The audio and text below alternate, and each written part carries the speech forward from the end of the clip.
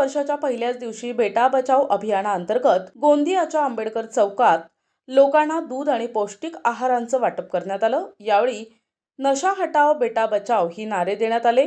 तर अनेक वेळा मावळत्या वर्षाला निरोप देताना 31st पार्टी दारू पिऊन नशा करून करत असतात।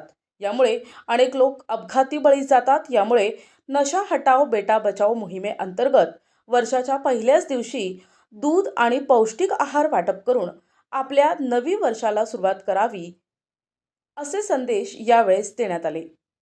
पूरे भारत में कि नव वर्ष से आप नशे को छोड़े, शराब को छोड़े और पौष्टिक आहार और दूध का सेवन करें और अच्छे नव राष्ट्र का निर्माण करें।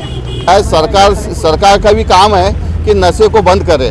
मैं सरकार से भी निवेदन करूंगा कि संपूर्ण नशे को बंद करेंगे तभी बेटियों का जीवन भी खुशियों में से भरा रहेगा और परिवार भी सुखी रहेगा।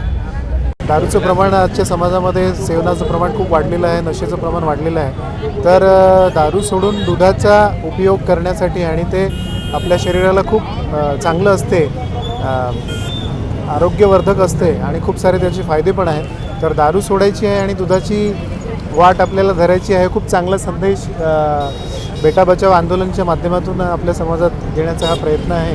तर खूप चांगलं वाटत आहे आणि खूप चांगला इनिशिएटिव्ह आहे। ड्रायव्हिंग मध्ये म्हणजे रोड ट्रॅफिक ॲक्सिडेंटचं प्रमाण आणि त्यासोबत म्हणजे ड्रिंक आणि ड्राईव्ह ह्याच्यामुळे जे अपघाताचं प्रमाण वाढलेलं आहे आणि खूप लोकांचे त्याच्यात जीव जात आहेत। यंग जनरेशन याच्यापासून दूर राहायला पाहिजे आणि ड्रिंक तर पूर्णपणे म्हणजे आपल्याला याला थांबवता येईल असं प्रयत्न आपल्याला वैयक्तिक लेवलला आणि सामाजिक पातळीवर सुद्धा करणे आवश्यक आहे। गोंदिया जिले में दूध वाटप और पौष्टिक आहार वाटप का वितरण का प्रोग्राम जो हमने आज रखा गया है, हम ये चाहते हैं कि आने वाले भविष्य में युवा नशे से दूर रहें, पौष्टिक आहार लें। यही हमारी एक संकल्पना है, क्योंकि आज के दिन से युवा की शुरुआत हो रही है और युवा नशे में लिप्त होते जा रहा है।